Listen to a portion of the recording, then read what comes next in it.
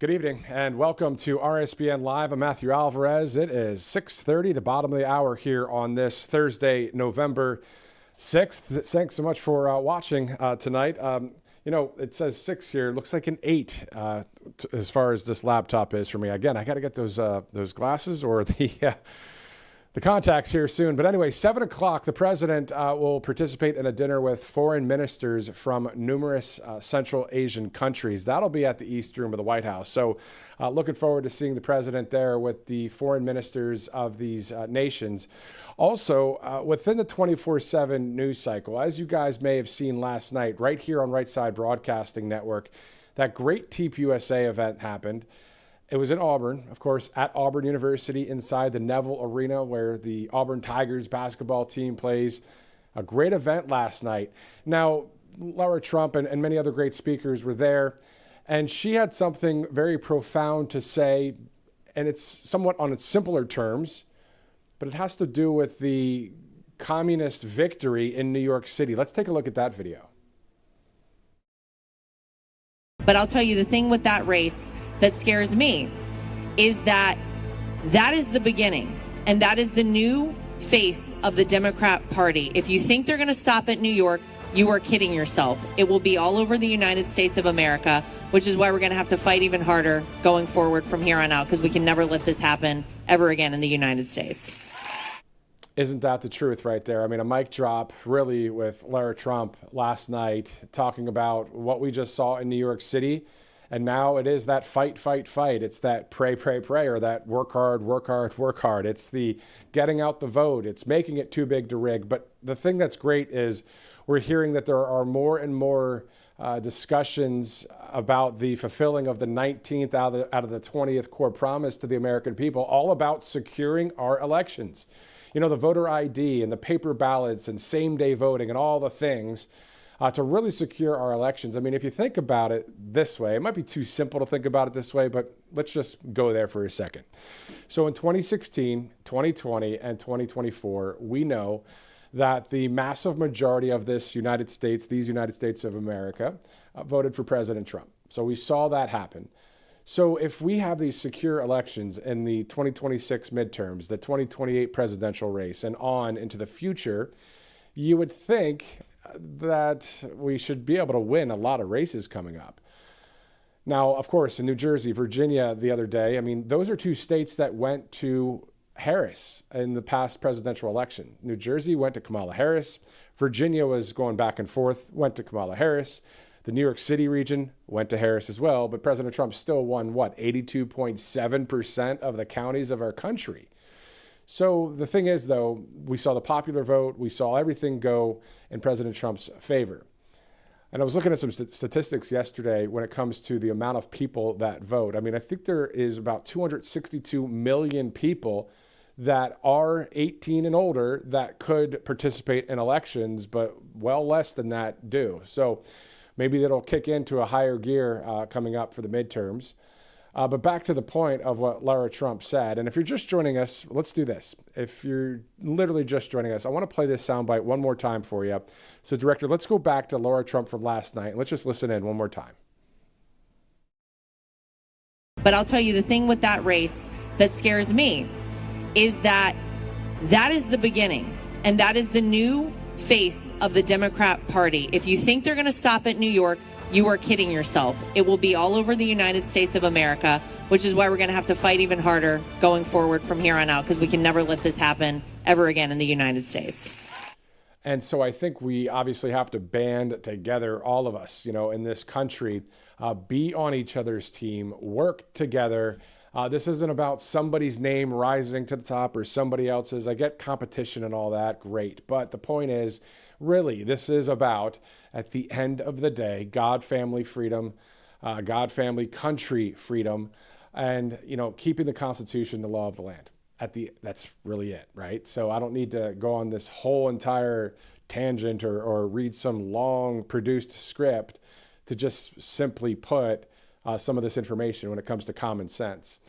Speaking of some common sense, the great Donald J. Trump, our president, and West Virginia Representative Riley Moore, really working on some of the things that are happening in some other countries, including Nigeria. That's another story we're tracking here. Of course, securing our elections, the atrocities in Nigeria with the Christians that are getting killed there. Well, we're going to go to a soundbite now from President Trump talking about helping Christians in Nigeria. Let's go to that right now. Christianity is facing an existential threat in Nigeria. Thousands and thousands of Christians are being killed. Radical Islamists are responsible for this mass slaughter.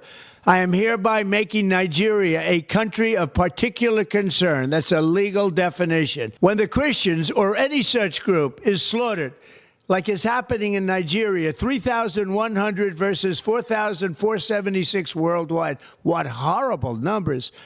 Something has to be done.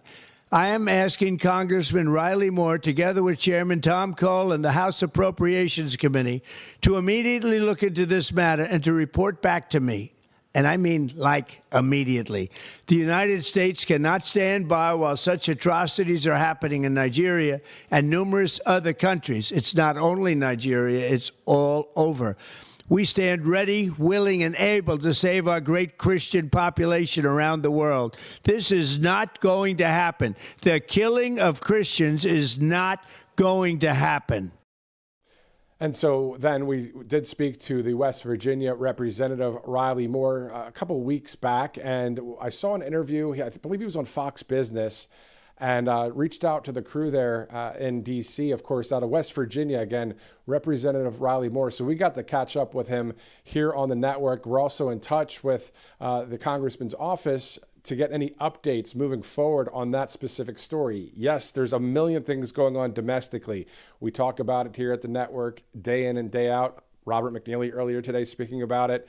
Tonight, of course, we'll be talking about a number of other domestic topics. But this is one, of course, that when we see something like this happening, you have people like Representative Riley Moore saying this just pretty recently here on Right Side Broadcasting Network. This is something I've been talking about since I got into Congress. My first floor speech that I gave in April was about the persecution of Christians in Muslim-majority nations, and specifically talking about Nigeria and also talking about Syria. But to stay on Nigeria, just so people understand, since 2009, there has been in between 50,000 and estimates of up to 100,000 Christians murdered in Nigeria. It is the most dangerous country in the world for Christians currently. There's 35 Christians being martyred a day in Nigeria. That's 7,000 so far this year. And also this year, we had 35 Christians murdered on Palm Sunday, Ash Wednesday. They kidnapped a priest and murdered that priest as well. There is a genocide going on over there of Christians in Nigeria, and no one is speaking up. And what I want is for us to have some courage and conviction in our faith for these people who are being martyred for that exact same faith, and the brave people in Nigeria. Great points. And so what do you think can be done? Are you calling on anyone within the federal government? I know you're already in the federal government, but what can be done? Yes, so I wrote a letter specifically to Secretary Marco Rubio, who has been supportive when he was a senator on this issue, and trying to get his attention and say, we want this country, Nigeria, designated as a country of particular concern. So what does that mean? Why is that important? Well, the United States has security assistance programs with Nigeria. So that's military hardware and equipment provided, and also training. Why were we doing that? The reason was so they could stop these killings that have been going on, specifically to eliminate Boko Haram, who operates in the north. Then you have IS West Africa. But we also have this Fulani tribe that is perpetrating a lot of the murders in the middle band of the country of Nigeria right now. So that designation as a country of particular concern, when you go back to the Trump administration's first term, they had designated Nigeria as a country of particular concern, and the murders had precipitously dropped. The Biden administration took that designation off, claiming that actually the killings were happening because of climate change and disputes over land in that middle band territory. And that's why the Fulani Islamic terrorists were killing people, not because they were Christians, because of climate change. So we are asking for the Trump administration, specifically Secretary Marco Rubio, to put that designation back in place. And so that designation is now in place, thanks to President Trump and the Secretary of State, Marco Rubio. Great to speak with the Representative Riley Moore just about a week ago. We'll be in touch with him again and to get any updates as we monitor that story. Again, there's a lot of stories to monitor within the Beltway in D.C., outside the Beltway, of course, globally. But aren't you glad to be in the United States of America? We are still the land of the free, home of the brave, land of the free. We know what just happened in New York City when it comes to the communist way there. But we have a lot of work to get to, of course, just to save our country over the next 3 years. But before we even think about the next 3 years, let's just think about the next 362 days. That's when the midterm elections will be in 2026. So got to win that too. All right, let's, before we go to President Trump from earlier today, he took some questions at an event earlier. We're going to go to that in just a minute. We have one more video to play as we await the president for this dinner tonight. Again, meeting with a number of foreign ministers from Central Asian countries. We'll have that in its entirety here on Right Side. But let's shift back over to a domestic story where U.S. Attorney Alina Habba out of New Jersey recently posted an announcement about a foiled terror plot in Detroit, Michigan. Let's go to that right now. Under President Trump and Attorney General Pam Bondi's leadership, protecting the homeland from radical Islamic terrorism and violent extremism is one of the Justice Department's highest priorities. The President's directives to federal law enforcement are very clear. Act quickly, work together, and stop threats before innocent people are harmed. Yesterday, my office, working hand in hand with the National Security Division in my office, did just that and charged 2 individuals by federal complaint connected to the Halloween terror plot in Detroit. The first suspect is charged with conspiring to provide material support to a designated terrorist organization. The second suspect is charged with transmitting violent, anti-Semitic threats across the internet to individuals in the state of New Jersey and beyond. The threat of terrorism is real. When Americans are threatened, we respond fast, focused, and together. As alleged in today's complaint, from around October 4th, 2024 to November 4th, 2025, Tomas Khan Jimenez Gazelle of Montclair, New Jersey, and Saeed Ali Mareh of Kent, Washington, along with other co-conspirators, used encrypted messaging applications to plan travel to Turkey and then to Syria to join ISIS as fighters. In their communications, they discussed detailed travel plans, physical training, weapons including firearms and IEDs, and methods to avoid law enforcement detection. According to the complaint, they pledged themselves to ISIS and were plotting acts of terrorism in our country.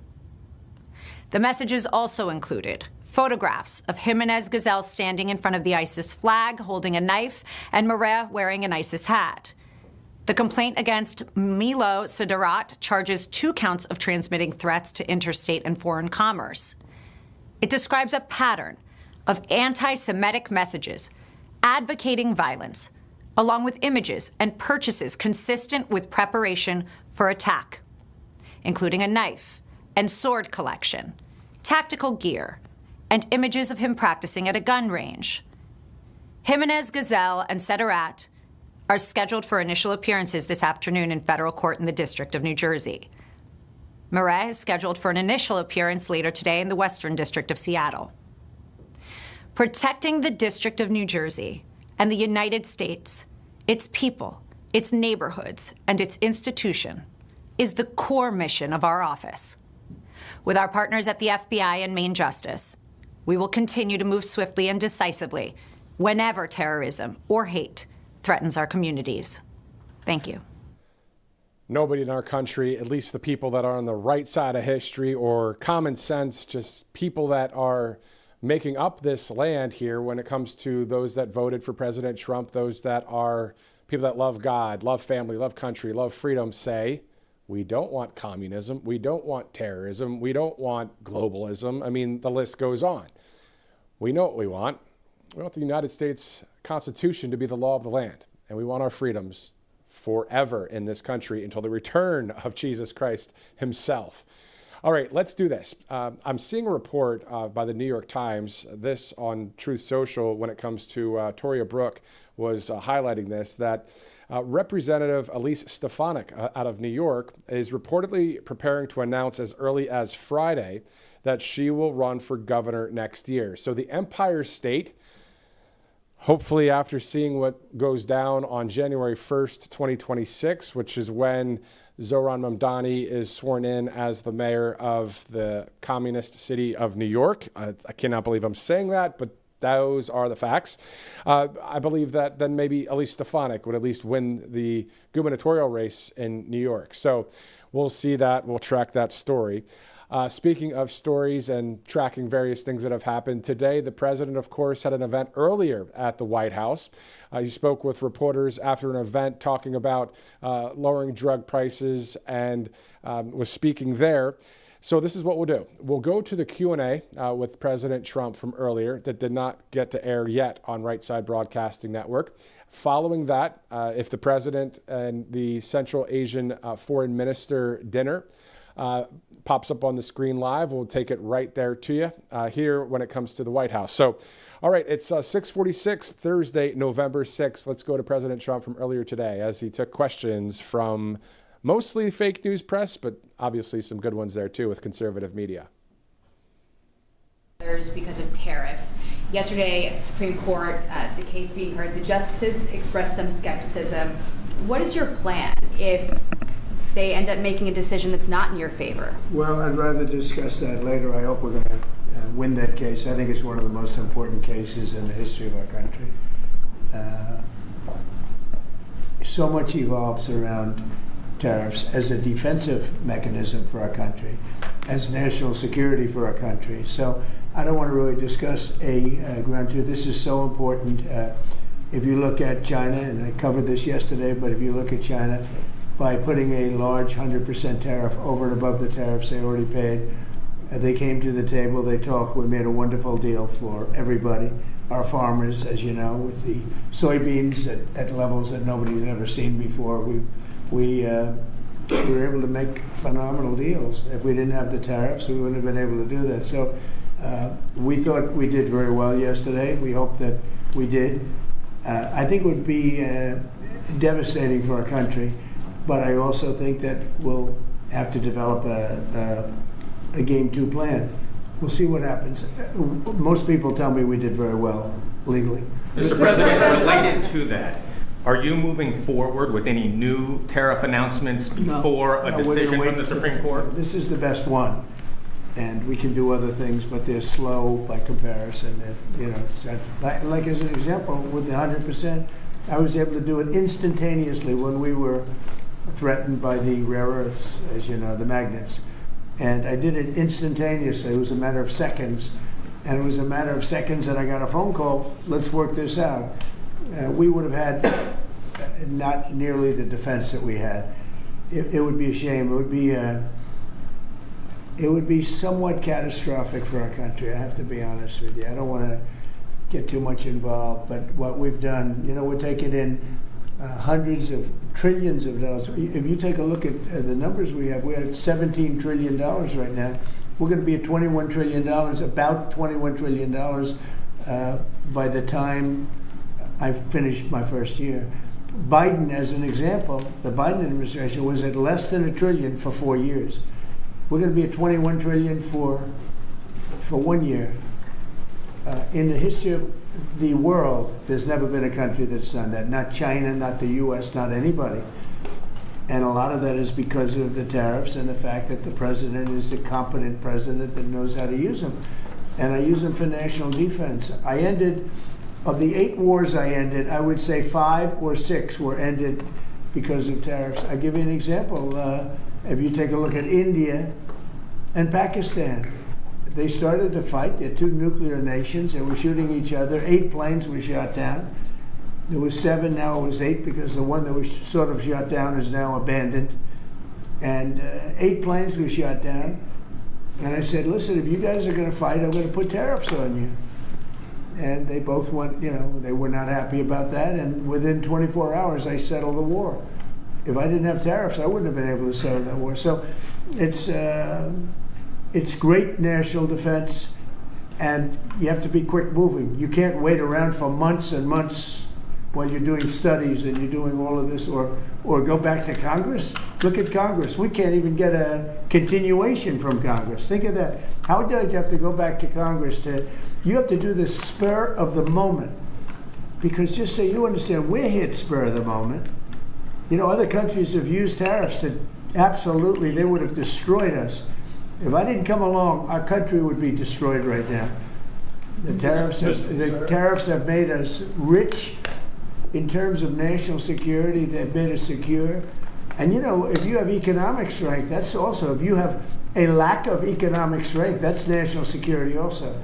But we have great national security because of those tariffs. So I think it would be devastating if we lost that ruling. But before the Supreme Court issues a ruling, it could be several weeks. Are you going to lay out any new additional tariffs before that? I don't want to talk about it. I'm going to hope that we win. I can't imagine that anybody would do that kind of devastation to our country. We'd have to pay back trillions of dollars. We've taken in trillions. We haven't taken in billions. We've taken in trillions of dollars. We've made trade deals based on that give us, as an example, European Union, $950 billion. Japan, $650 billion. South Korea, $350 billion. Without this, we're not talking about that kind of money. And they're okay, they're satisfied, they love us. I just left. They all love us. So it's not like we're such bad people. But they were doing it to us until I came along. Now they don't do it to us, we do it to them a little bit.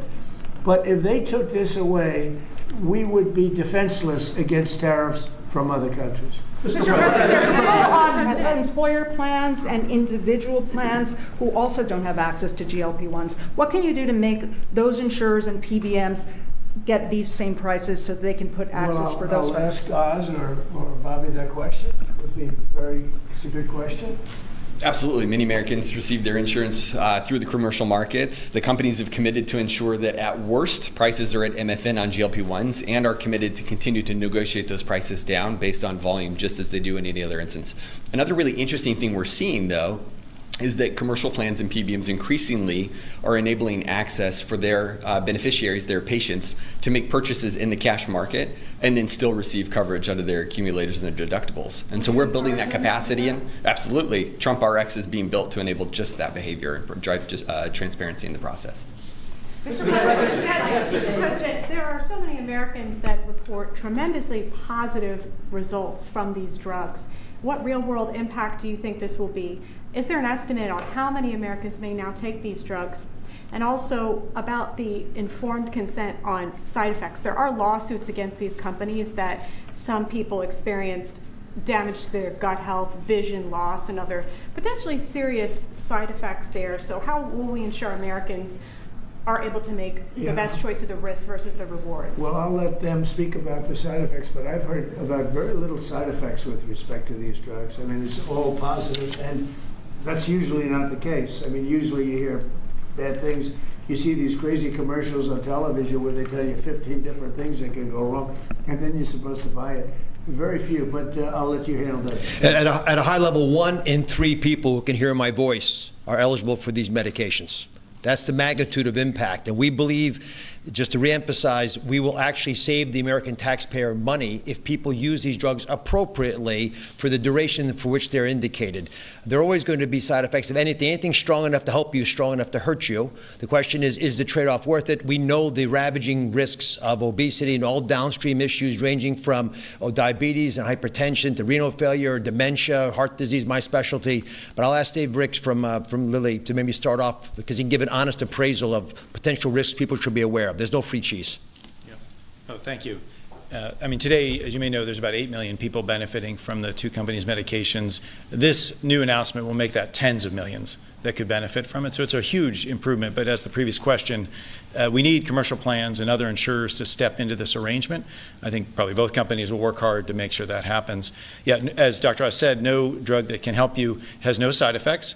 Most of them are well known. We've been using this class of medications for nearly 20 years. And that's why it's important that patients go to their doctor and decide together whether this is right for them, and their doctor knows their medical history and has the information about these medications. But we're confident in the safety, but there's always some precautions we should have, and people's own medical histories matter in that decision. And are there any estimates for... Yes. What I would like to say is also that, of course, in my speech I made a comment that what happened today allows us and Lilly to provide medications to millions and millions more than they are getting it today. Today, a lot of those patients are trying to go out there and take the knockoff versions of these medications, mainly because they were cheaper than our medication. With the reduction of the price, hopefully many of these patients don't need to choose their safety over their wallet, and now are able to find the real thing at a very decent price. Is that a big problem for you, knockoffs? Sounds like it might be. It has been, yes. It has been. But on the other hand, of course, patients have to be able to afford it. So it has been also our job to make sure that affordability. Are the knockoffs dangerous? The knockoffs are not FDA. The API, the raw ingredient that goes into them, are not FDA approved. So nothing is as good as the original. Yeah, I know that. Yesterday in the Supreme Court, Chief Justice Roberts said that tariffs are taxes, that they're paid by Americans. He said this pretty clearly. And yet you're saying that this money is rolling in from other countries. How do you square those two? Well, it is. It's coming in because they've charged us. You know, the same countries that you talk about are charging us massive amounts of money.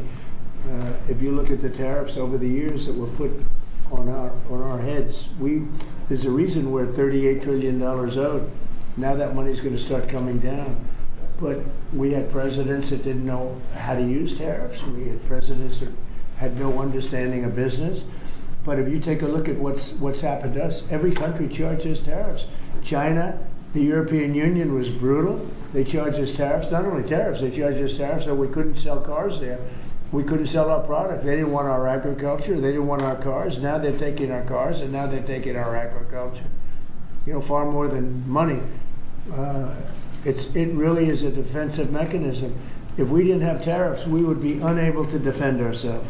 So then do you agree then that Americans are paying those tariffs? I think, no, I don't agree. I think that they might be paying something, but when you take the overall impact, the Americans are gaining tremendously. They're gaining through national security. Look, I'm ending war because of these tariffs. Americans would have to fight in some of these wars. They're gaining in national security. They're gaining in economics. They're gaining in so many different ways. And they're gaining in self-respect for our own country. Other countries used to laugh at us. They would charge us tariffs. Japan was charging us massive tariffs, and yet they wouldn't allow our cars to be sold in Japan.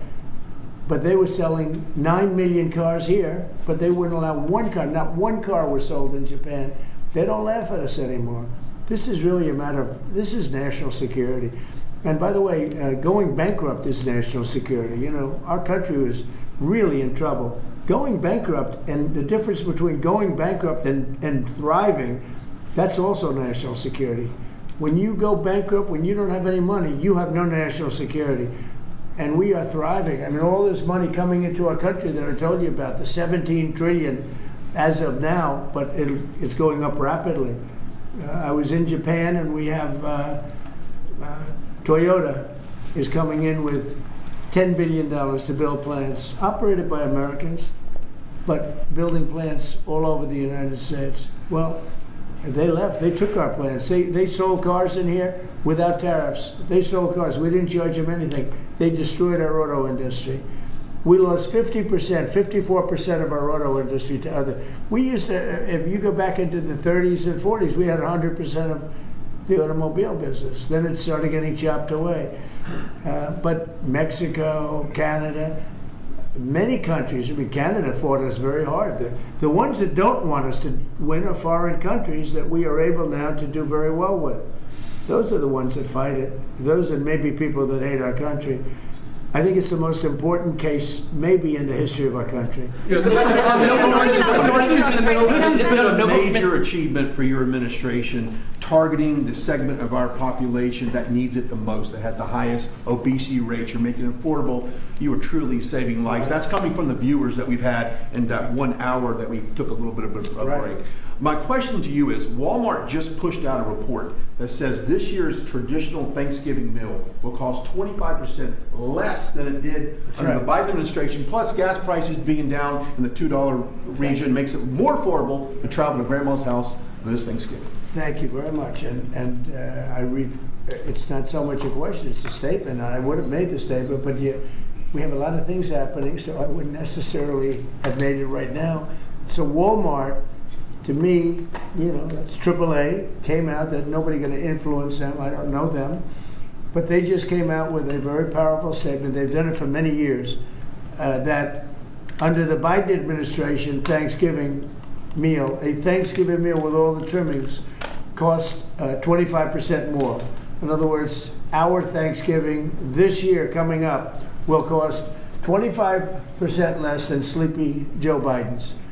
Now, to me, that's better than anything there is. That's better than a poll. They've got everything included, from the trimmings and from the turkey and from everything, a lot of different items. It's 25% less this year than it was last year when he was so-called in charge. He wasn't in charge. The people around the desk were in charge. The European was in charge.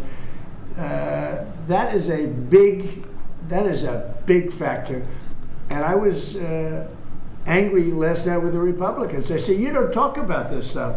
Nobody talks about it. I rely on a question from a reporter to get that out.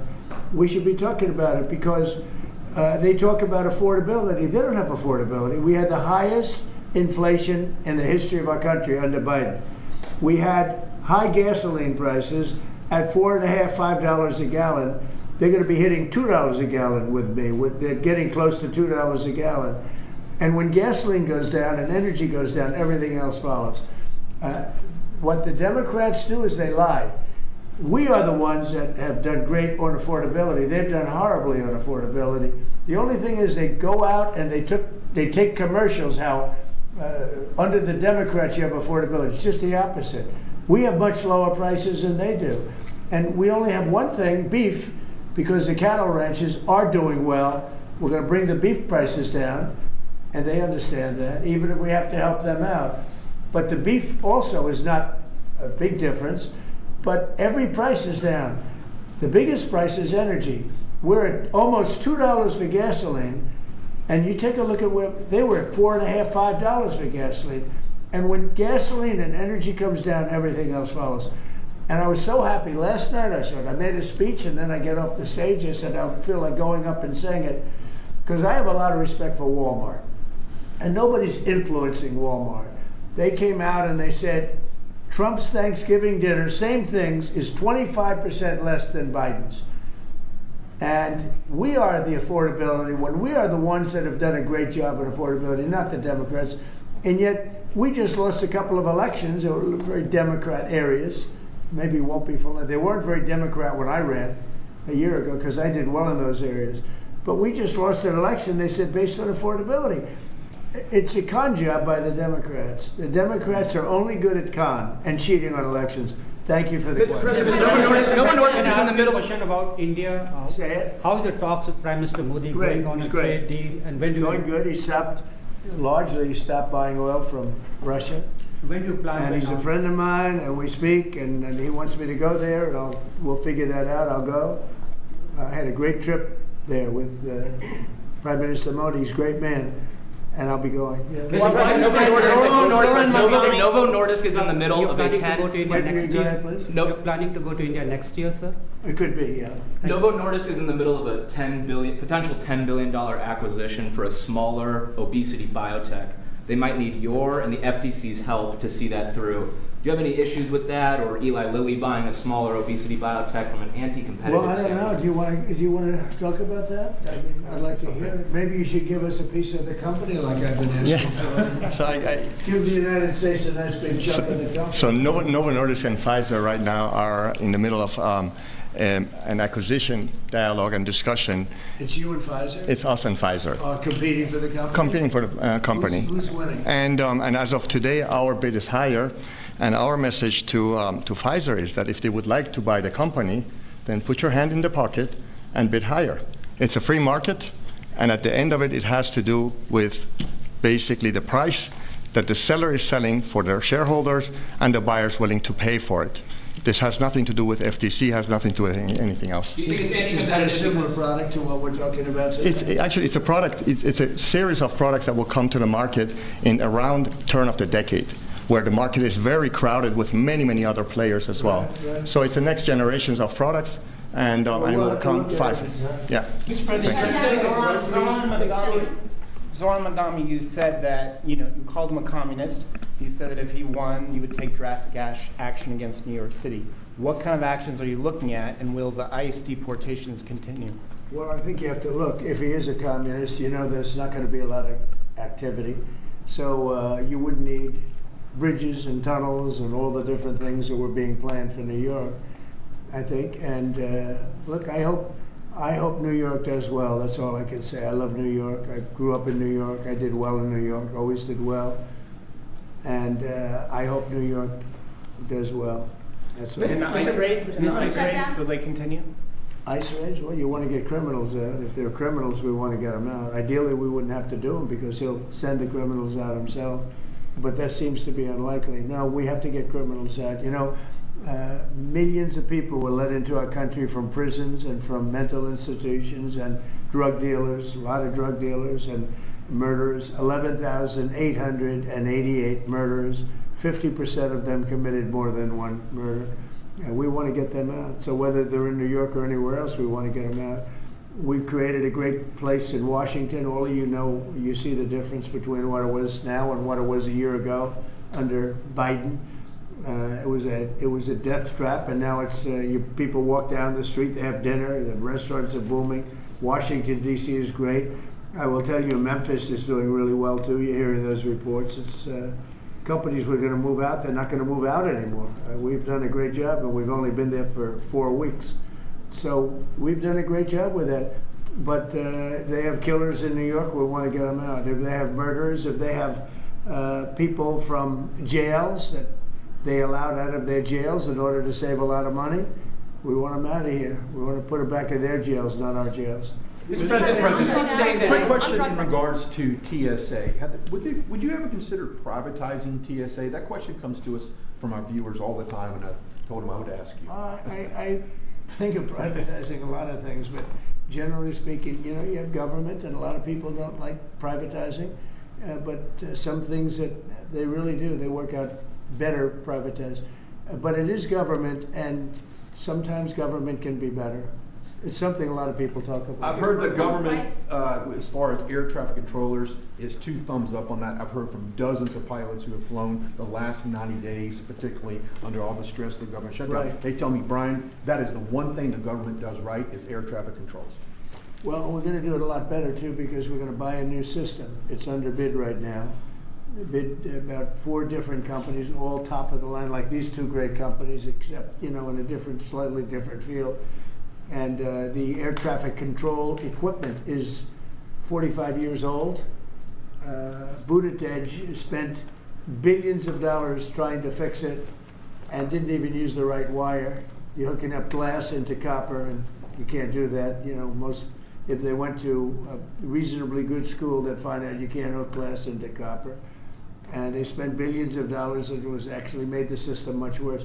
We're going to get rid of the entire system, put a brand new system in. It'll be expensive, but we'll have the best air control system, meaning the control towers. They'll be stripped down to the bone, and brand new equipment is being installed. And we'll give out that. It's a big contract. We'll give out that contract over the next 6 weeks. On drug pricing, sir, that the FAA is going to have to cut about 10% of flights at the top 40 airports because of the government shutdown. Are you at all concerned that it might not be safe to fly right now? And what do you tell people who are gearing up for that's why Thanksgiving? they're cutting. Yeah, it's a fair question. Sean Duffy announced they're cutting in certain areas 10%, and they want to make sure it's 100% safe. That's why they're doing it. Mr. President, given these modifications that are being made to air travel, the other disruptions with the government shutdown, do you think it's time for Republicans in Congress to change their negotiating position at all? In what way? To start making concessions to Democrats? Well, I think it's time for them to end the filibuster and just put everybody back to work. Vote in voter ID, vote in no mail-in voting except for military, faraway military, and people that are very sick. I'd like to see one-day voting. I'd like to see not 65 days of voting from all over the place. No, I'd like to clean up the elections. The border, we've done a great job. We have a great, strong border now. But I'd like to see new rules on immigration that can be fair and good, but rules that you'll never get, rules that they're never going to get. There's so many things we could put in, including tax cuts that we could get, and we could do it all ourselves. But to do that, you have to end the filibuster. The filibuster is, and they'll do it too. They'll immediately do it. What they're going to do is, what the Democrats will do is they're going to make Puerto Rico a state. They're going to make D.C. a state. They're going to pack the court. They're going to end up with more electoral votes. They're going to end up with 4 senators because of the 2 states.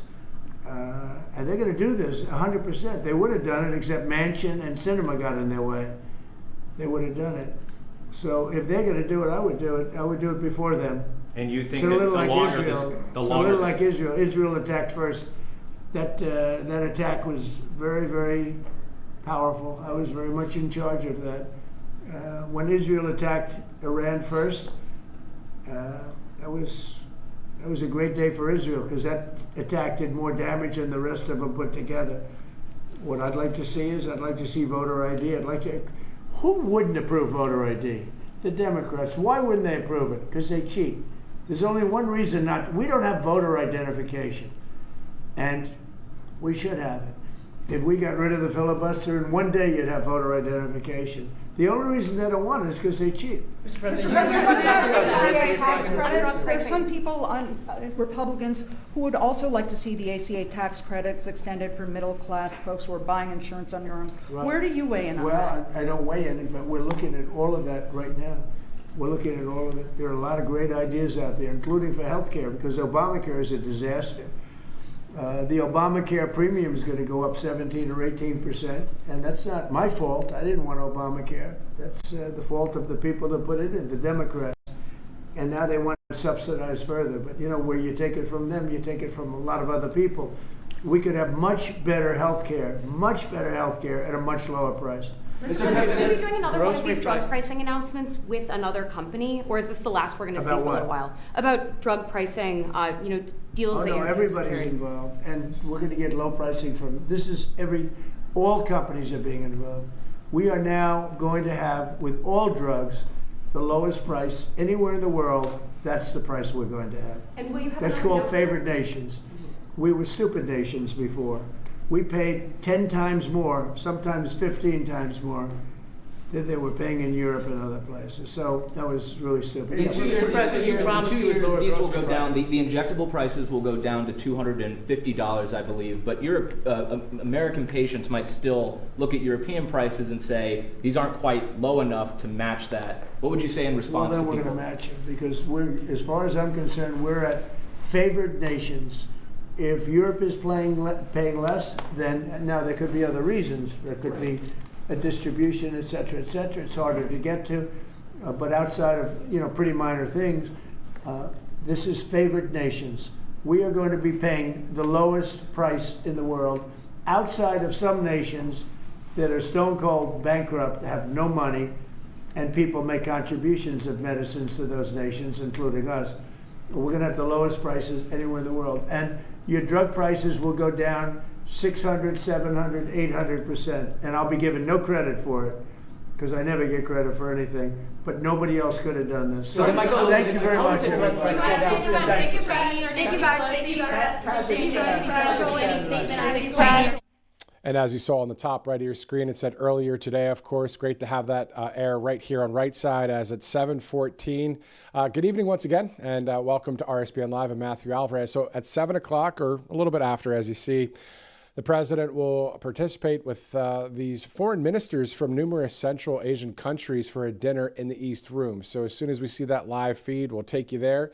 In the meantime, two great sponsors to let you know about, and then we'll get into some of the stories that we're tracking in this 24/7 news cycle. As you guys know, a lot going on out there.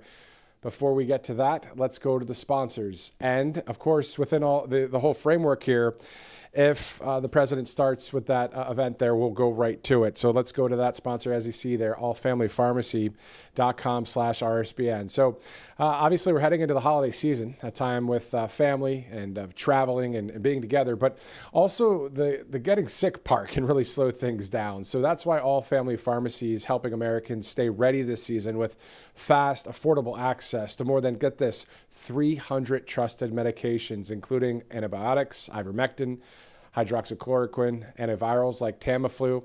So having the right medications on hand means you can act fast when someone starts feeling sick. No scrambling for last-minute doctor visits or waiting in crowded pharmacies. So everything's done online. You request what you need. A licensed U.S. doctor reviews that order, and approved medications will get shipped straight to your door, usually within just a few days. So it's a practical way to be ready before the holiday season, and it gives you peace of mind knowing your family is covered. So you can skip the stress, stay healthy, and enjoy the holidays. Visit allfamilypharmacy.com/RSBN and use that RSBN 10 promo code to save 10%. Again, that's allfamilypharmacy.com/RSBN. Always consult a licensed healthcare provider before using any medication. All right, so 7:16. Let's go now to monetary gold. And for years, unfortunately, the signs have been clear, but most Americans ignore them. Now the storm beneath the dollar is impossible to miss. Gold has broken through $4,000 an ounce. Silver past 50, and it's not luck, it's logic.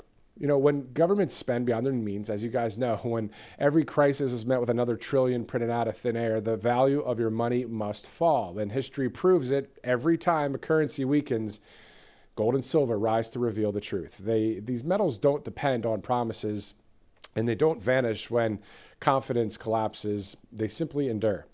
That's why the world's strongest institutions are moving into physical gold quietly but decisively. And now's your moment to do the same. All you have to do is call that number you see on your screen, 888-617-7994, or go to rsbnforthegold.com, and you can take what you've built and make it real before the next headline reminds you that paper wealth is just that, paper.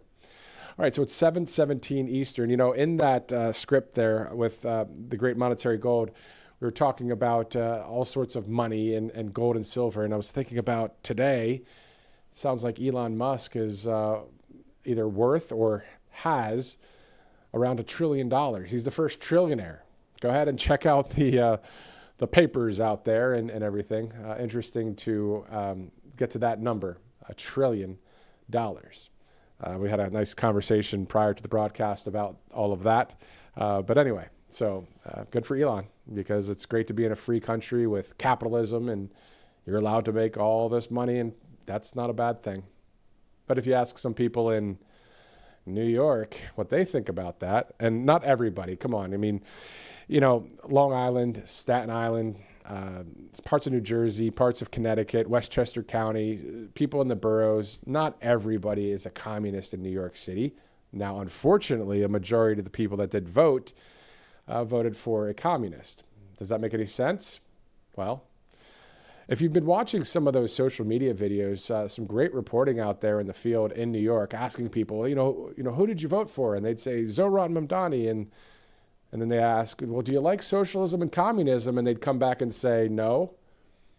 That is right there, the indoctrination and brainwashing that we talk about time and time again here at Right Side, that you guys have heard, of course, in conservative media, all of us talking about all of that mainstream media junk that people have listened to for decades. And not only the media, but the institutions and all of the corruptness that's out there just simply brainwashing so you indoctrinate first and then you brainwash and rinse and repeat. And then, so decades of that has happened. And then now we have people thinking that it's good to have a guy like Mamdani in New York running the show. We'll see how that works. All right, so it's 7/19, November 6th. Let's get to some of the stories we're tracking as we await the live picture inside the East Room, as the president will be meeting with some foreign ministers from the Central Asian countries. Great to see this. It'll be live. As soon as we see it, we'll go there. So here are some of the stories we're following within that 24/7 news cycle. Today is good old day 37 of the Schumer shutdown. You know, we've been seeing a lot of the GOP leadership press conferences, of course, with the Speaker of the House, Mike Johnson. So most likely we'll be seeing that tomorrow, unless a miracle happens tonight or overnight on Capitol Hill. And that, again, is a 10 o'clock press conference every day, at least Monday through Friday. So that'll be day 38 tomorrow. Also, we're tracking if there are any more developments when it comes to deep state indictments. That's a story that a lot of people are interested in. Of course, we want our country to be saved, not only from now until the midterms, not only from now until the election of 2028 for the next president. We have a great opportunity right here before us, as you guys know, with our great leader, President Donald J. Trump, and this team to take care of business for we the people. We've been seeing a lot of wins. We want to see more, and that's the job that we all said, you know what, we love President Trump, and that was since 2015, of course. Winning 3 straight elections, landslide fashion. Also, some other stories we're following. We're following, of course, the ICE mass deportations throughout the country. And what's interesting in Chicago, and some of the people at the great Homeland Security right now and ICE and all that online are almost trolling Chicago Tribune reporters, because these Chicago Tribune reporters are talking about where different ICE agents are, or where, and they're really just going to bat for the people that are criminal illegal aliens. So again, it's all that public opinion. You sway public opinion with this false reporting, and then people believe it, and then they go out to the polls, just like they did in New York the other day. That's what happened. That's why we always talk about it here at Right Side, because we understand how it works. And we have people that have worked in mainstream media here, right here, in local news for several years. There really wasn't that many conservative media opportunities, but I had my eye on Right Side Broadcasting Network. I remember working in mainstream media and being like, man, they just went to another rally, a 6th straight rally with President Trump back in the campaign days. What was that, 2020 timeframe? So it's great to see that this is happening in conservative media. We got to keep speaking the truth. And if you don't have lights and a microphone and all that, and you're not in media, keep speaking it to your friends, your family. Get out the vote. Let's win these midterms. I know it's 360 some odd days away. And we understand, again, New Jersey and Virginia, they voted for, the majority of the people in those 2 states voted for Kamala Harris in the 2024 election. I remember covering it here at the network with Robert McNeely and Christina Loren. We were live. You remember the whole thing. If you watched last night, we aired the November 5th, 2024 clip of the president winning. And I remember in that broadcast, we kept looking at Virginia. And we would see, whether it's the AP or Fox or right here at Right Side Broadcasting Network, we could see Virginia a little bit blue, then maybe purple, red, back and forth. And we're thinking, is Virginia going to go to President Trump? Well, anyway, so Virginia, of course, went to the Democrat candidate for governor there. Same thing in New Jersey. And then in New York, it is New York City, where the indoctrination and the brainwashing has been going on for how many decades? And it is a bubble there. If you've been to New York, which I was surprised, to be honest with you guys, as we await the president tonight at the East Room of the White House, I put a poll up on my True Social at Matthew Alvarez, and I said, have you ever been to New York City? And actually, let me double check the latest numbers, because I couldn't believe it. There's a lot of people that just haven't been to the Big Apple. And the point that I'm trying to make is that it is a bubble there. I used to work there. My family's from there. I get it. It is a bubble. When you're walking those streets, you think that the rest of the country's way out there and everybody else, and we're here in New York. Well, I didn't think that. I just understood that's what people were thinking. To be straight, I called one of the photographers called me a country bumpkin one time because I just, I could still hack it in the city. I'm glad I'm not there anymore. Trust me on that. But the point is, they think they're in this bubble. Not everybody, but the people that probably voted for Mamdani, and the kinds of people. And this is going on a little bit of a tangent here, but well, let's do this. Let's go to President Trump right now.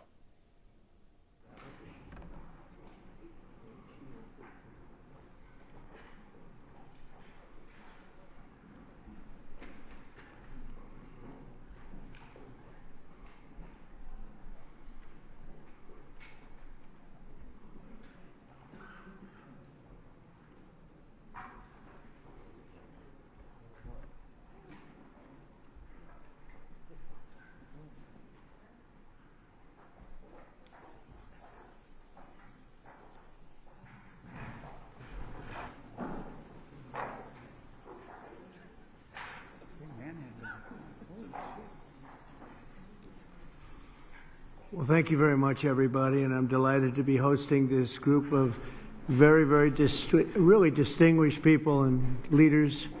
Few leaders can even compete with the people around this table.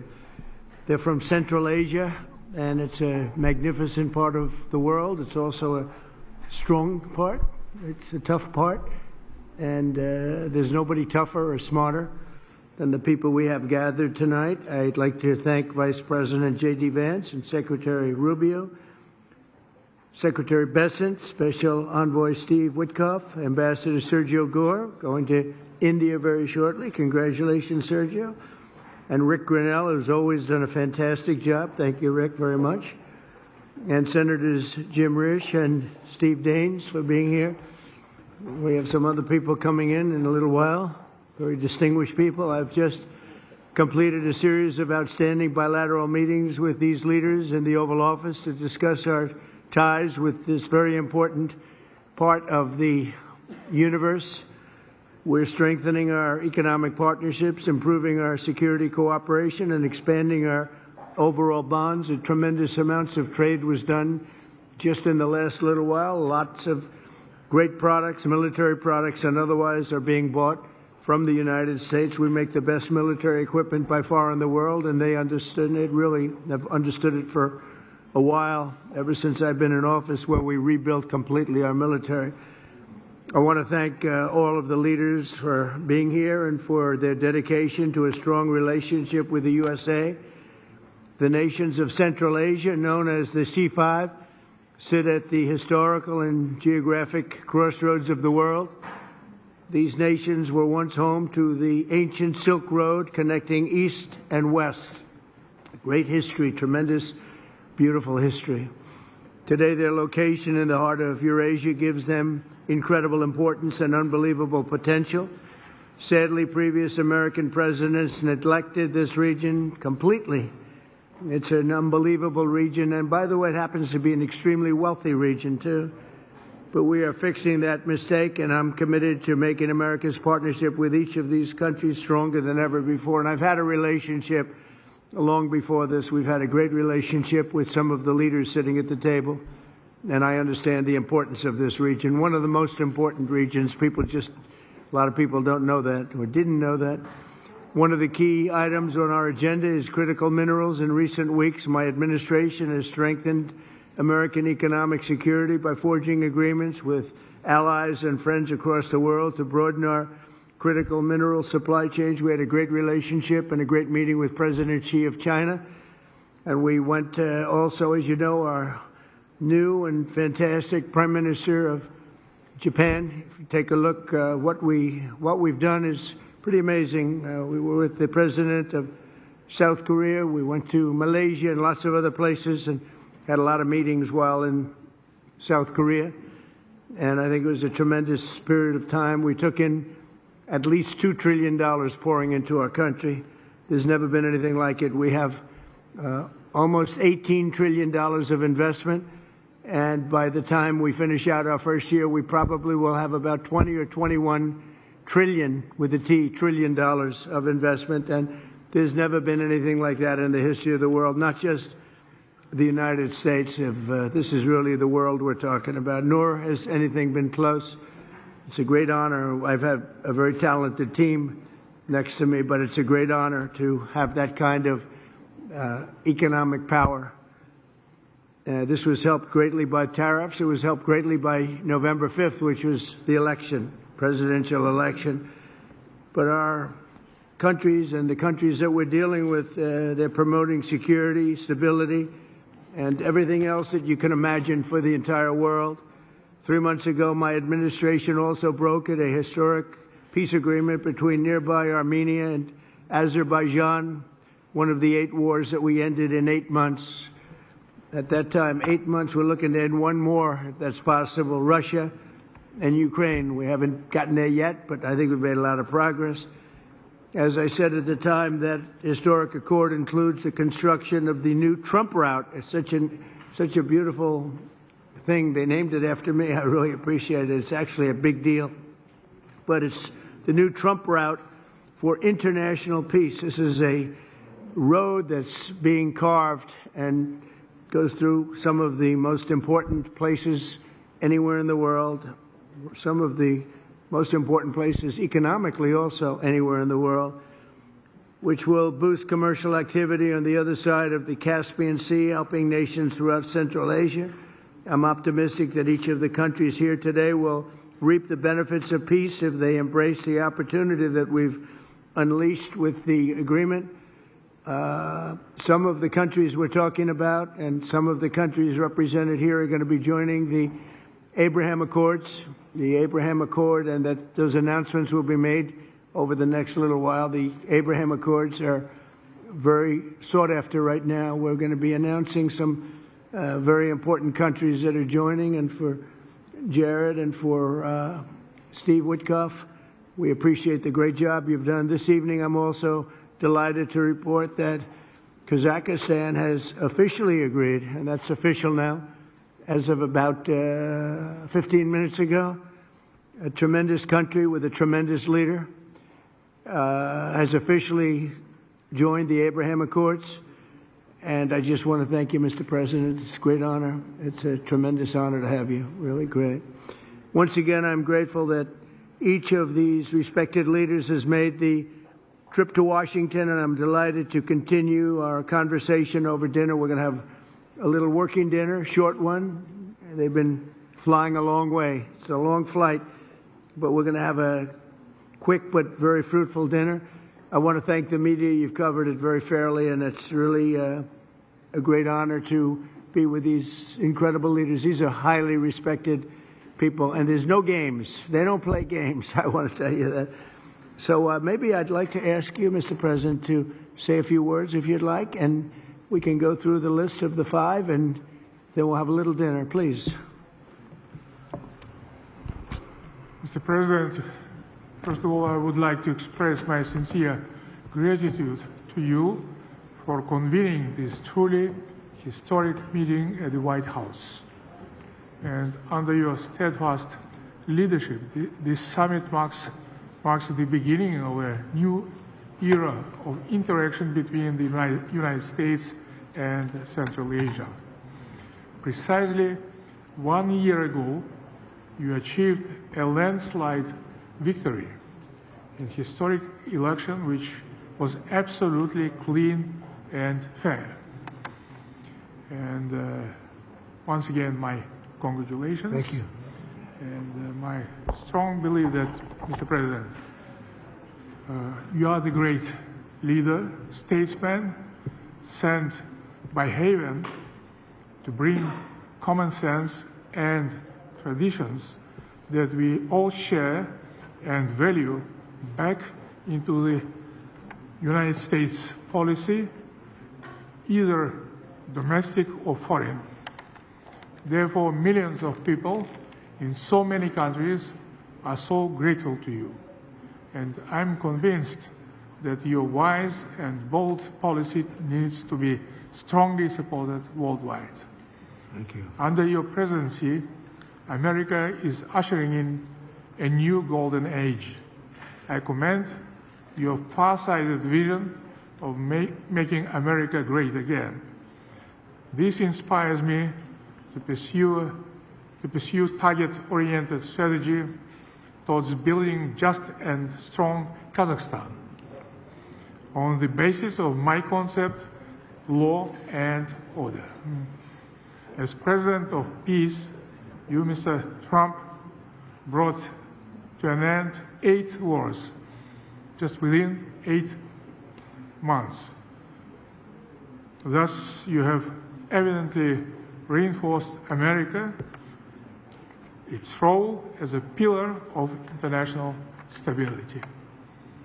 Mr. President, I highly appreciate your unwavering support to advancing Kazakh-American multifaceted cooperation. As early as in your first term in the White House, our relations have been legally fixed as enhanced strategic partnership. The United States is the largest investor with over $100 billion in our economy as its perpetuum mobile.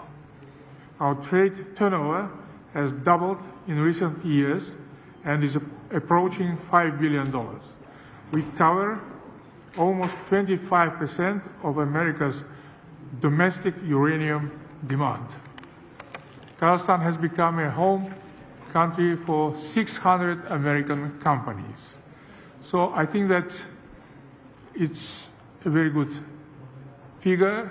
And during my visit alone, our businesses are concluding deals worth over $17 billion, paving the way for even greater B2B partnership. So my political will to seize all those unique opportunities,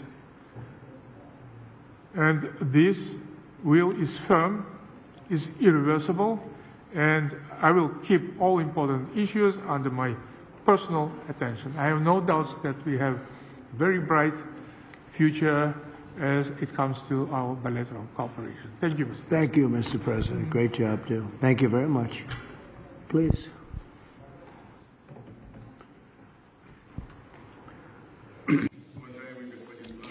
Esteemed Mr. Trump, we highly value your personal contribution to reboot process of C5+1.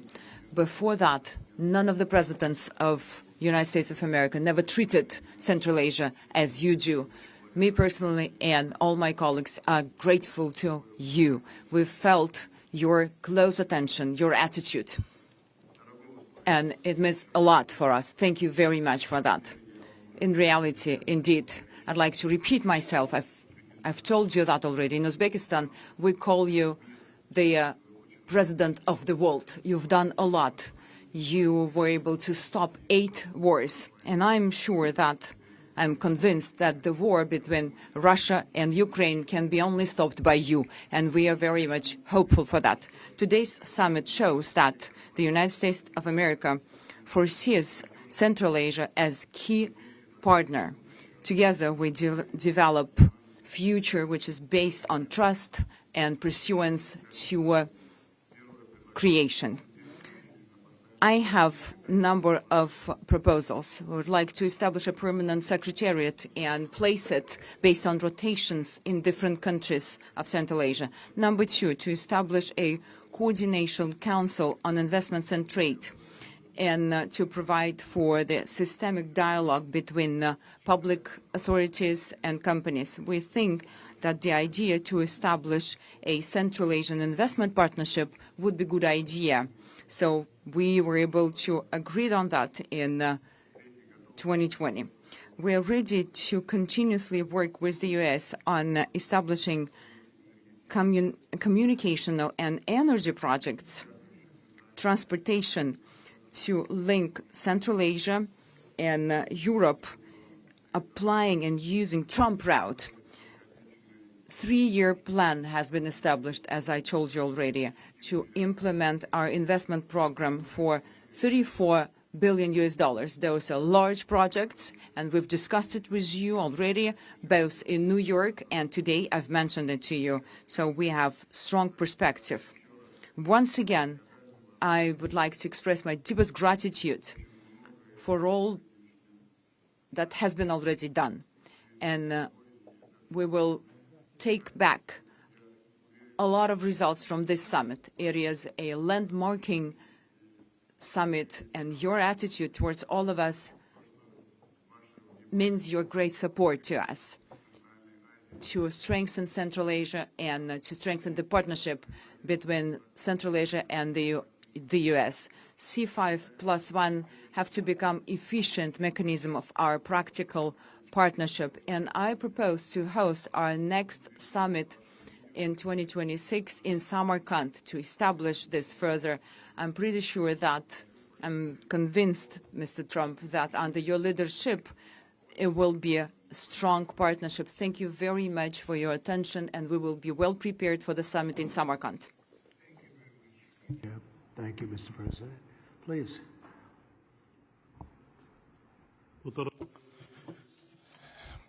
President Donald Trump, I thank you very much for invitation to participate in today's very important high-level commemorative meeting in the format of C5+1. The Central Asia and the United States, you play a remarkable and highly commendable role in ensuring peace and stability in conflict regions around the world, and your peaceful efforts are worthy of praise, and I extend my heartfelt congratulations to you, Mr. President. And today our collaboration, our wide-ranging bilateral cooperation covers different areas: trade, economy, security. As it comes to our security cooperation, we particularly have an excellent cooperation on counterterrorism, fighting extremism and the drug trafficking. Mr. President, over 70 companies with American investment are operating in Tajikistan today, and 93% of my country is mountainous, and we have an abundance of natural resources, particularly water, hydropower, critical minerals and rare earth materials. Tajikistan is a home for 13,000 glaciers, and approximately 60% of Central Asian water resources originate in Tajikistan, and our country is rich in strategically important minerals, including rare earth minerals and critical materials. Tajikistan is a member of both the European Union's Critical Raw Materials Club and the United States Minerals Security Partnership Instrument.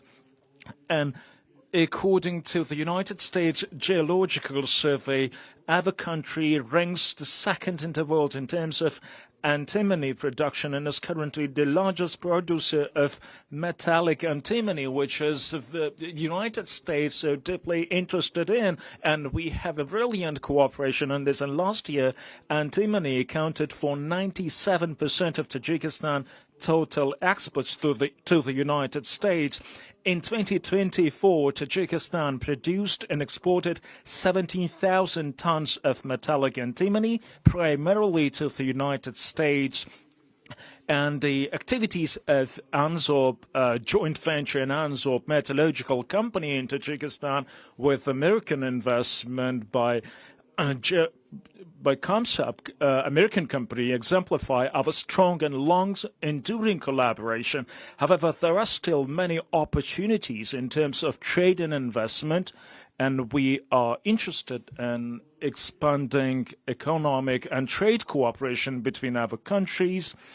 So there is a good opportunity to cooperate in creating new generation of sustainable artificial intelligence data centers.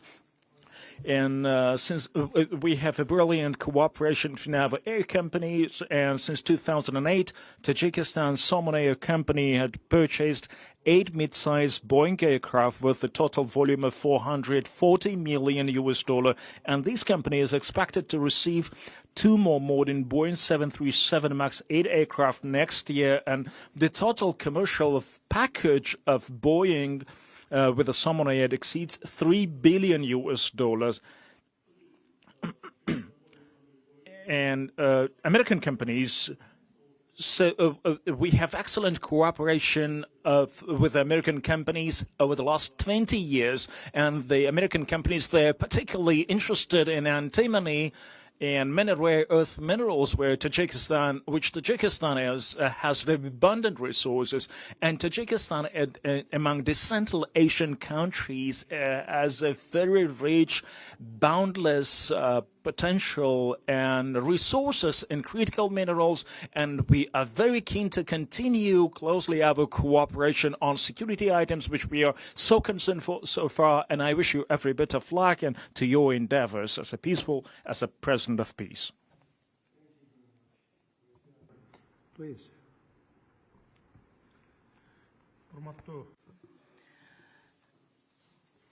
Dear mass media representatives, for me it's a great pleasure for me to hold a bilateral meeting with President His Excellency Donald Trump and to participate in the C5+1.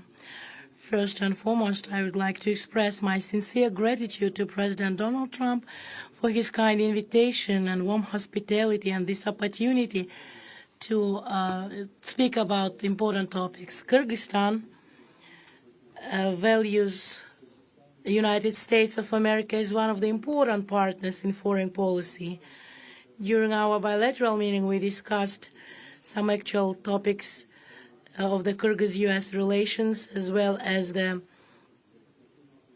strengthening cooperation between the Central Asian countries.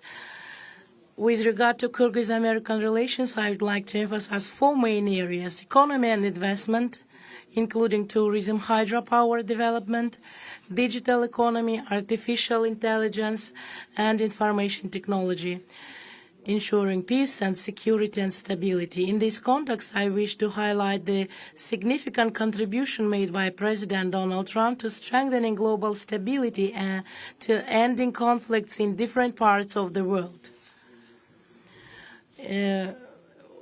When I started my office of the president, I identified the main priority as resolve border issues with our neighboring states in the spirit of good neighborhoodness. Today, after 5 years, I am pleased to note that together with my counterparts, we have successfully achieved this goal, most importantly through peaceful means. As a result, the role of Central Asia in global politics has grown substantially, and major powers have shown increasing interest in cooperation with the region. The C5+1 format has become an important platform for advancing political dialogue, and I'm very glad about that.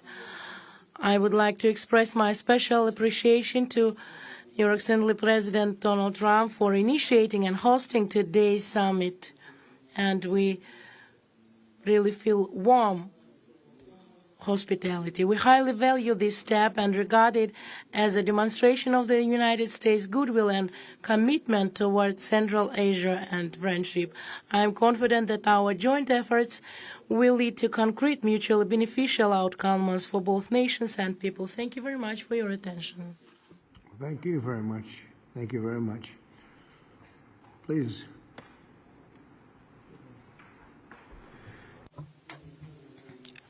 I thank you, Mr. President. First of all, I would like to express my deep gratitude, Mr. President, for the invitation to attend this C5 Central Asia plus U.S. summit. We consider that we recognize the good results that made since the development of this format, and of course we expand the cooperation in such strategically important areas as security, economy, energy, and environment. We believe that the results of this summit will lead us to further expansion of multi-phase cooperation between Central Asia and the United States of America. I do appreciate, Mr. President, for your warm hospitality. I do appreciate. Thank you very much, and thank everybody. We'll have a little more to discuss, but a lot of progress has been made today, and it's a great honor to have you with us in the United States of America. Thank you. And to the media, maybe a couple of questions, ideally on this topic, please. Please. Kazakhstan and the US have signed over $17 billion in new deals in aviation, minerals, and digital technology. In your view, which area of this partnership matters most? And second question, President Trump, when can we report that you will be the first US president to visit Kazakhstan? When will you be our guest? I think it's very possible that we'll do that. And I think all of those are very important items when you think of it, right? It's you never know from year to year. One becomes more important than the other, but they're all important. And your country has great natural resources and a great president, very great president. Thank you. Okay, thank you very much. Yes, please. Vanik amendments. We are just expecting. What? Say it again. Jackson Vanik amendments. Oh, go ahead. Yeah, go ahead. Well, thank you, Mr. President. Look, Jackson Vanik is overdue to be repealed with the help of the President, with working with the President. We are going to get that repealed in the very near future. Thank you, Mr. President. Thank you very much. Yes, please. On this topic, Kazakhstan already has diplomatic relations with Israel. Can you talk about the significance of this agreement in terms of what it would signal to the region as Gaza moves toward rebuilding? And on the shutdown, there's been discussion about potentially a deal, but it would involve rehiring the federal workers who were laid off. What's your opinion of that? Well, we're going to see about the shutdown. Look, the shutdown is caused by the Democrats, and we're not going to spend $1 trillion or $1.5 trillion on health care for people that came into our country illegally, many of them from prisons and many of them drug dealers and murderers, 11,888 murderers. We're not doing that, so we'll see about that. We shouldn't, they should have, as they've done always in the past, it should have just been extended. It could have been extended very easily, and it should have been. Yes, please. The Abraham Accords is significant, sir, given that they already have diplomatic relations with Israel, what this agreement is supposed to signal? You want to answer that, please? Yeah, so I think the diplomatic significance is that it gives great momentum to the Abraham Accords. And to recap for those those who are listening who don't appreciate, the Abraham Accords, of course, is the historic agreement struck by the president in the first term to rebuild the alliance structure and the relationships between Israel and a number of the majority Muslim countries in that region of the world. What the president has done is actually signaled that the momentum of the Abraham Accords is alive and well in the second administration. I think it's not just going to be Kazakhstan, but also a number of other countries that join in the months to come. So it's a great signal, a great act of friendship, and a great sign that the Abraham Accords is alive and well. Marco? I think that's the wrong way to analyze it. There's a lot of countries that have diplomatic relations with one another. The Abraham Accords is a partnership. It's an enhanced relationship beyond just diplomatic relations and having embassies in each other's capitals.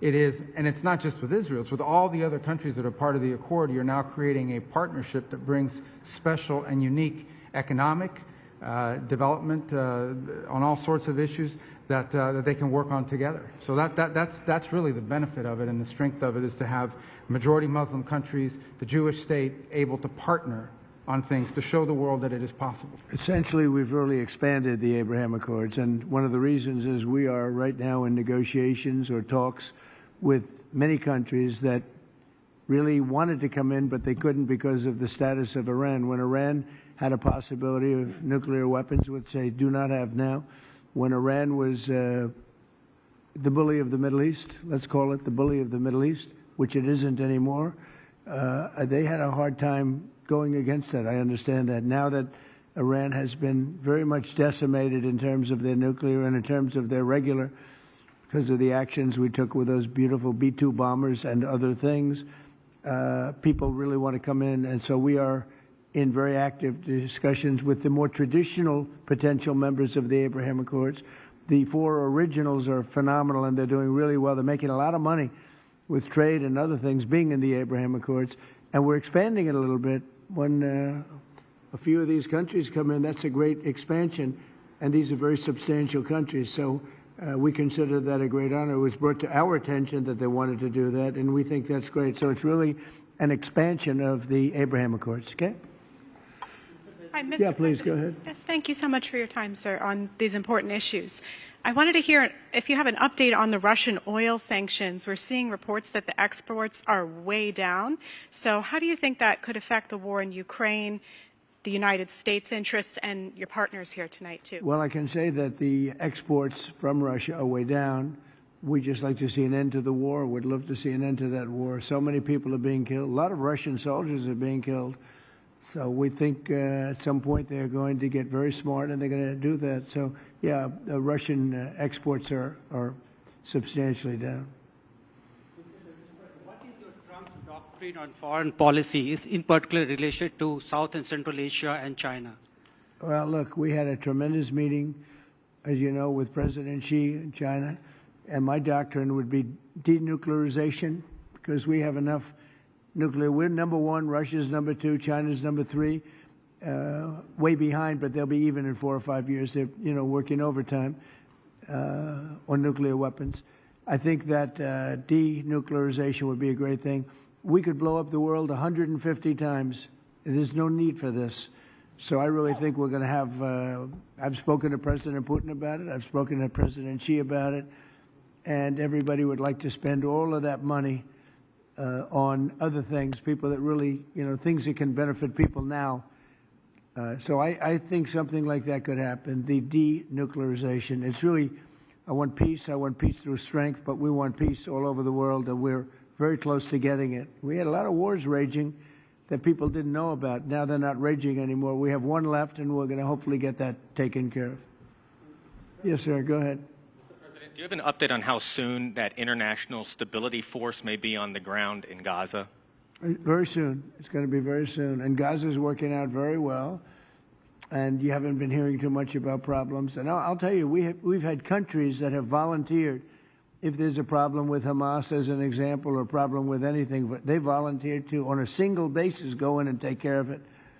We have very powerful countries in this coalition. And it's not, this is because I've heard some of the press saying, well, it's a very tentative, or it's not tentative. This is a very strong peace. This is peace in the Middle East. Hamas is a very small part of it, very, very small part.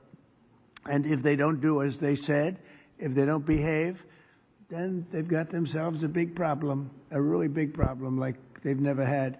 But so far, it seems to be working out very well. But that's a very small part of what we're talking about. That's a part of Gaza. You're going to have a very, I think we can say, Marco, we have a very strong peace. This is a strong peace. We have many countries involved in the Middle East. Essentially, these countries are all involved. They want to see peace in the Middle East.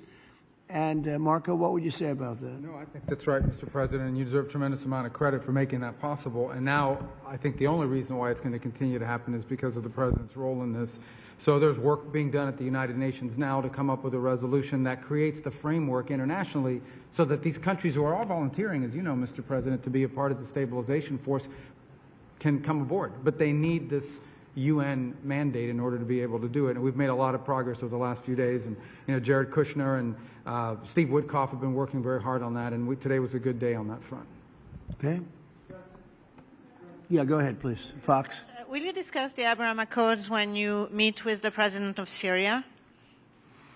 Well, we're going to meet, and I think he's doing a very good job. It's a tough neighborhood, and he's a tough guy. But I got along with him very well, and a lot of progress has been made with Syria. That's a tough one, but a lot of progress has been made. We took the sanctions off at the request of Turkey, at the request of actually Israel, at the request of a few different countries. And we took the sanctions off to give them a chance. And frankly, Iran has been asking if the sanctions could be lifted. Iran has got very heavy U.S. sanctions, and it makes it really hard for them to do what they'd like to be able to do. And I'm open to hearing that, and we'll see what happens, but I would be open to it. But we did take the sanctions off Syria in order to give them a fighting shot. And I think so far I think he's doing a very good job so far. Fox? President, a federal judge said tonight that the administration has to fully fund SNAP. It's the latest in the back and forth, and the Justice Department said they're going to appeal it. What's your message to folks as they work this out in the courts and in Congress as we're heading into Thanksgiving? You want to go with it? Yeah, look, Jackie, it's an absurd ruling because you have a federal judge effectively telling us what we have to do in the midst of a Democrat government shutdown. which what we'd like to do is for the Democrats to open up the government. Of course, then we can fund SNAP, and we can also do a lot of other good things for the American people. But in the midst of a shutdown, we can't have a federal court telling the president how he has to triage the situation. We're trying to keep as much turned on. We're trying to keep as much going as possible. The president and the entire administration are working on that, but we're not going to do it under the orders of a federal judge. We're going to do it according to what we think we have to do to comply with the law, of course, but also to actually make the government work for people in the midst of the Democrat government shutdown. If they would like to end this, we would welcome working with them to end this government shutdown, and then we wouldn't have to triage what we're going to fund and what we're not going to fund. And the last thing that I'll say is the American people are unfortunately about to start suffering some very real consequences because of the shutdown. In the past, when you had a government shutdown, you would have under the Obama administration, they would lean into all of the problems it was going to cause for the American people at the beginning of the shutdown. The president has told us to keep as much going as humanly possible. But after 30 days of this thing, 40 days of this thing, you're going to start seeing very real travel delays. That's because the Democrat government shut down. You're going to start seeing SNAP benefits run out. That's because the Democrat government shut down. They should stop this charade and open up the government. That's what we want them to do. We've been asking them to do it for 40 days. It's time. And you know, one other thing, our country has to remain very liquid because problems, catastrophes, wars, could be anything. We have to remain liquid. We can't give everything away based on a number. Here's an example. When I was president, the number that you're talking about was a tiny fraction of what it is now. Biden went totally crazy, gave it to anybody that would ask, gave it to people that were able-bodied, had no problem. Anybody that would ask, we get the number. And it's many times the number of people are on. This wasn't meant for that. It was meant for people that had real problems, in many cases people that were down and out, people that could be saved. It wasn't meant for people that could do whatever they want, the people that say, well, I don't think I'll work, I'll just, collect this money. Take a look at the number of what it was during my administration and what it was during the Biden administration. It went up many, many times my first term. One other thing, a number came out today that was amazing. Walmart. I trust Walmart. Arkansas, great place, Arkansas, great company, Walmart. They announced today, after many years, they do this every year for many years, that Thanksgiving for the United States of America under Donald Trump as president is 25% less for Thanksgiving meal with all the trimmings than it was under Sleepy Joe Biden's administration. So we talk about affordability. I think that's the best chart. That's better than a poll. That's better than anything I can think of. So Walmart, which everybody trusts, and I trust, and everybody trusts Walmart, they're not looking to do anything except give the numbers. And they have for many years. They talk about the cost of Thanksgiving and the cost of living through Thanksgiving and enjoying Thanksgiving. For Joe Biden, it was 25% more than it is for me. At a later time, our energy costs are way down, our groceries are way down, everything is way down, and the press doesn't report it. The press reports whatever the con people say. I call the Democrats con men and women. They make up numbers. But when you look at 25% reduction in costs for Thanksgiving between Biden and me, meaning this administration, that's a tremendous number. It's the biggest reduction in cost in the history of that chart or whatever it is they do. They do a synopsis of everything. They cover every element of Thanksgiving meals, 25% down. So I don't want to hear about the affordability because right now we're much less. If you look at energy, we're getting close to $2 a gallon gasoline. With Biden, it was $4.50, $5. Another thing, inflation. We had the worst inflation in the history of our country. Now we have virtually no inflation at all. It's down at a very low number and a very normal number. So the affordability is much better with the Republicans. The only problem is the Republicans don't talk about it. And Republicans should start talking about it and use their heads because we have great numbers. We have and they're going to only get better. When all these jobs open up, all these factories open up that are being built all over our country, we are building auto plants. We're building AI plants. We're leading in AI over China and everybody else. when all of these plants start opening, we're going to have a revolution, a positive revolution, economic revolution like never before. Thank you very much, everybody. Thank you. Thank you, Press. Thank you, Press. Let's go. All right, there you go. You saw the president in the East Room of the White House meeting with Central Asian leaders. Of course, a live look at the U.S. Capitol building on this November 6th. We learned tonight that Kazakhstan is now part of the Abraham Accords. News we just learned moments ago. Kazakhstan is home to nearly 21 million people. And before we close tonight, on a much lighter note, how many of you know the population of the United States of America? Go ahead and type it in wherever you're watching right now. How many of you know the number, at least the ballpark? Well, I had to look up to get the latest number as well. I was thinking 347 million. The number is 342 million. 342 million Americans right here in the U.S. of A. Of course, we have a country to save as we're in that process right now for generations to come, for God, for family, for country, for freedom. For all of us here at Right Side Broadcasting Network, I'm Matthew Alvarez. Thanks so much for watching. Tomorrow's Friday. We'll see you tomorrow.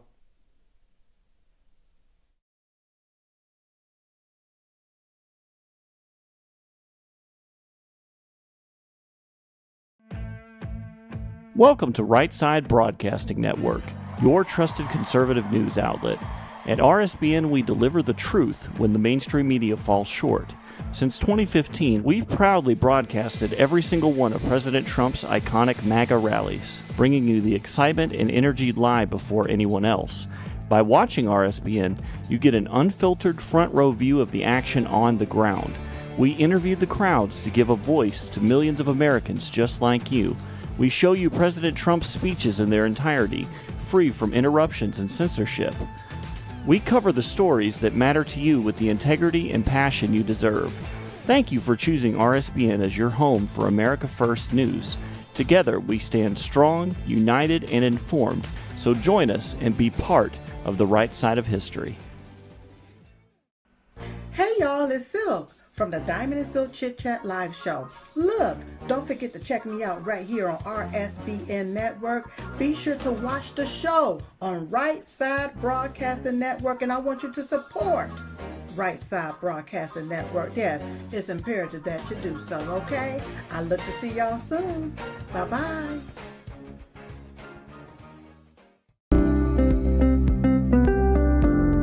allfamilypharmacy.com/RSBN. You can scan that QR code now, RSBN10. That is the code, easy to remember, for 10% off. This is ivermectin, hydrochloroquine, antibiotics that will save you and yours from bacterial and viral infections, NAD+, and much, much more. 200 essential medications and emergency medical kits, the meds you trust delivered to your door.